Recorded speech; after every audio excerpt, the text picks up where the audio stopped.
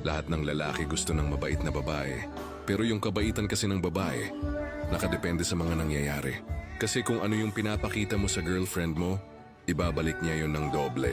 Kung mabait ka sa kanya, mas mabait siya sa'yo. Kung sumusunod ka sa kanya, magkukusa rin siyang gawin yung mga gusto mo.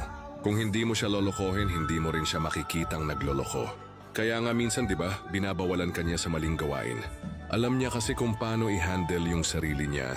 Kaya tinuturo niya sa'yo kung ano yung gagawin. Lalaki kasi ang naglilid ng relasyon, babae lang ang nagtuturo ng tamang direksyon. Mali yung ganto, mali yung ganyan. Bawal yung ganto, bawal yung ganyan. Kung hindi mo siya sinusunod, hindi ka din niya susundin. Kung hindi mo siya iniintindi, mas lalong hindi ka niya iintindihin. Hindi ganti ang tawag dun. Ang tawag dun reflection. Kumbaga ginagawa niya sa'yo yung mga bagay na natutunan niya rin sa'yo.